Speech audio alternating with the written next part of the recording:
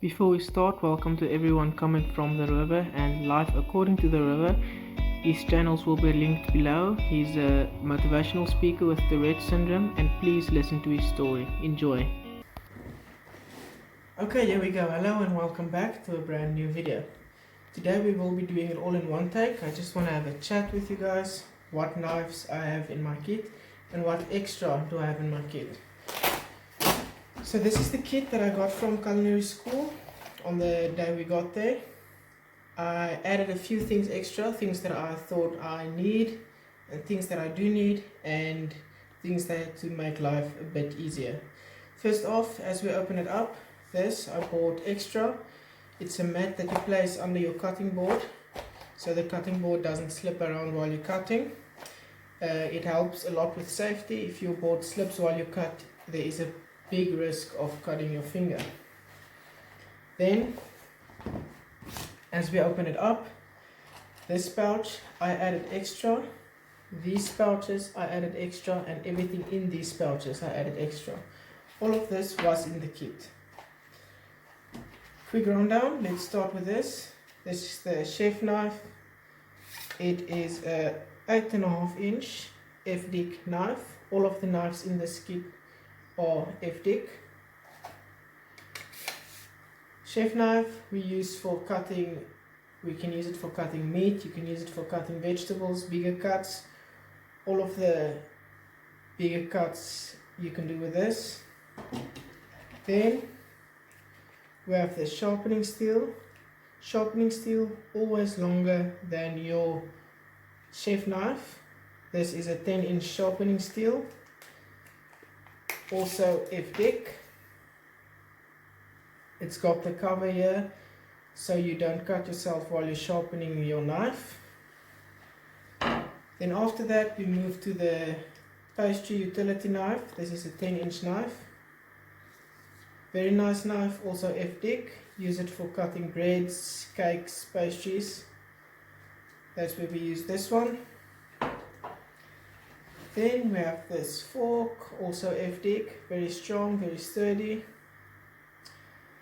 Now, quick disclaimer, I did get a cover on there to protect the knife bag because the points are very sharp, but somewhere along the line it got lost and I'm looking to get something else to put on there.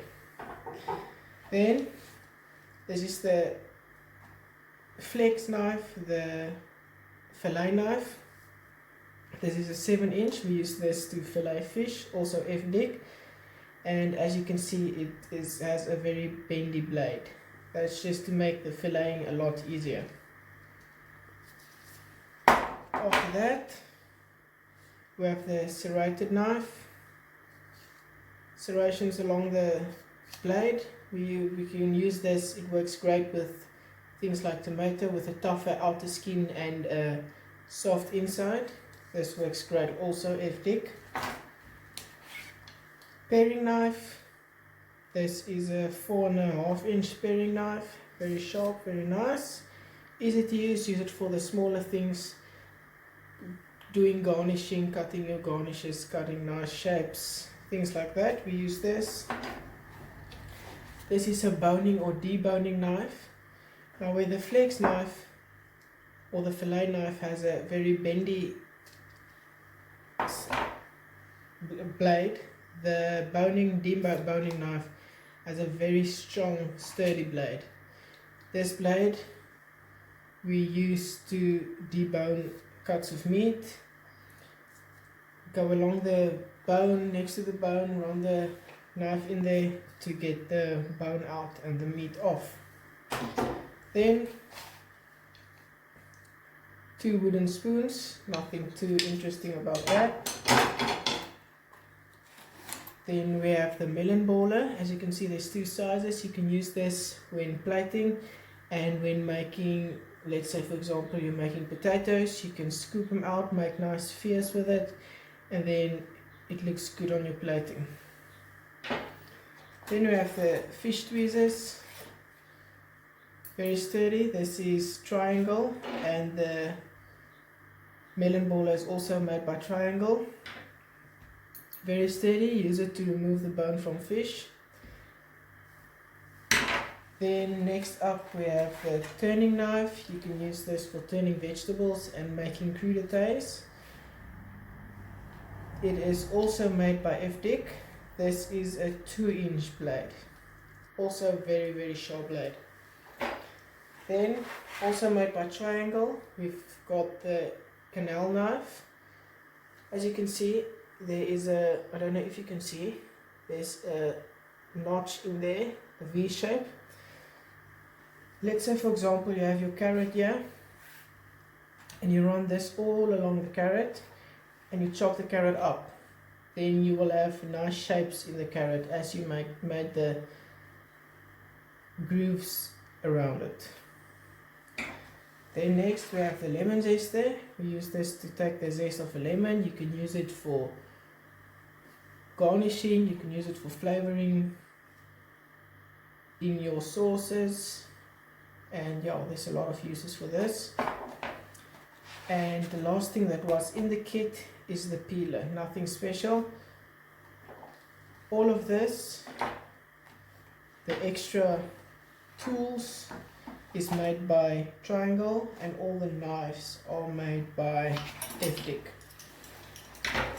So that's everything that was in the kit. Now we move on to what I bought, and also everything in this pouch is what I bought. First thing, a whisk. Nothing special, I just got the whisk because that's something I tend to always look for in the kitchen while I'm busy, and then that's always something you run around for.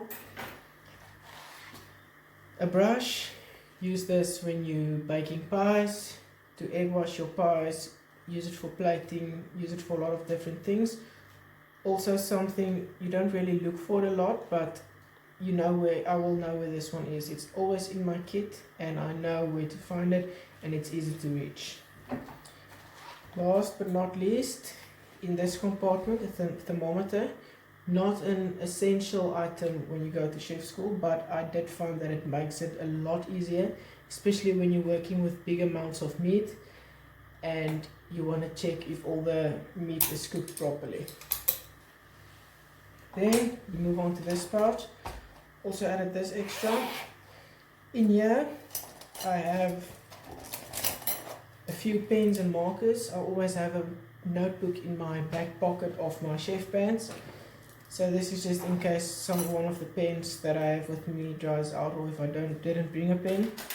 And the marker, always a good idea to have if you put Glad wrap over something to mark what it is, or write the expiry date on something. Always a good idea. Then also in here I have a few tasting spoons, plating spoons, just normal teaspoons that I can use for tasting and plating and all of that. And I also carry some spoons in my apron, so that's easy to reach as well. And then last, I've got a few very cheap spatulas. I am planning to get some new ones as soon as the lockdown ended. So yeah, that's what I have in my kit. And I hope you enjoyed the video. I will make a video soon on how to sharpen your knives, or how I sharpen my knives at least. So that's the end of the video.